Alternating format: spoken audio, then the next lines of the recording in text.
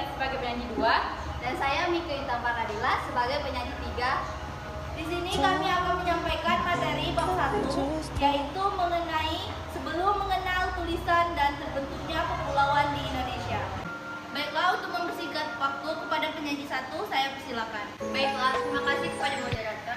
Di sini saya akan menjelaskan mengenai sebelum mengenal tulisan. Sebelum mengenal tulisan disebut dengan zaman praaksara. Apa sih zaman praaksara itu? Zaman praaksara berasal dari dua kata, yaitu pra yang berarti sebelum dan aksara yang berarti tulisan, yang berarti masa sebelum mengenal tulisan.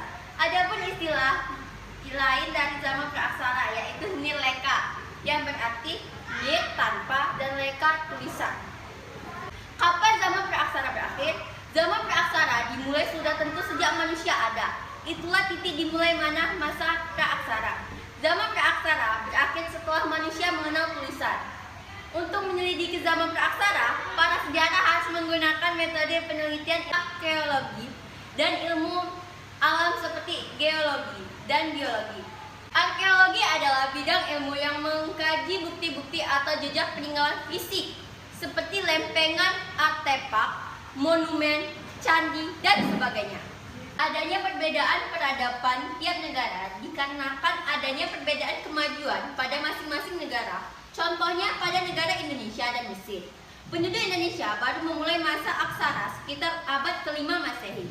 Sementara itu, Mesir dan Mesopotamia yang sudah mengenal tulisan sejak sekitar tahun 3000 sebelum Masehi. Terima kasih dari saya kembalikan ke moderator. Baiklah, itulah penyajian materi dari penyanyi 1 kami. Kepada penyanyi 2 saya persilakan. Baiklah, terima kasih kepada moderator. Di sini saya akan melanjutkan penjelasan dari terbentuknya kepulauan Indonesia. Bumi terbentuk melalui evolusi yang panjang. Proses evolusi dibagi menjadi beberapa bagian. Yang pertama yaitu azoiko. Berasal dari bahasa Yunani, artinya tidak, dan zoon artinya hewan, yaitu zaman sebelum mengenal kehidupan. Pada zaman ini, suhu di bumi masih relatif tinggi, sehingga masih belum ada tanda kehidupan diperkirakan berusia 1500 juta tahun. Yang kedua, Paleozoikum, zaman purba tertua. Karena pada ini diperkirakan mulai adanya makhluk hidup bersel satu dan masih sangat sederhana. Ada bukti pada zaman ini meninggalkan fosil flora dan fauna. Pada zaman ini berlangsung sekitar 305 juta tahun. Yang ketiga yaitu Mesozoikum, zaman kehidupan Madia, yang merupakan fase kedua dari keberadaan makhluk hidup diperkirakan mulai hidup. Binatang amfibi dan reptil binatang berukuran besar, seperti dinosaurus. Manusia belum ada karena kondisi alamnya masih belum memungkinkan untuk ditinggali manusia. Pada zaman ini diperkirakan berlangsung sekitar 245 sampai 65 juta tahun. Yang keempat yaitu Neozoikum.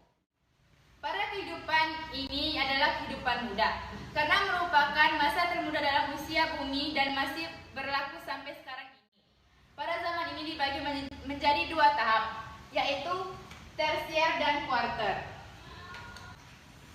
Tersier diperkirakan mulai muncul jenis binatang baru yang merupakan jenis binatang mamalia, sedangkan binatang besar mulai mengalami kepunahan dan diperkirakan manusia belum ada, yaitu yang kedua kuarter.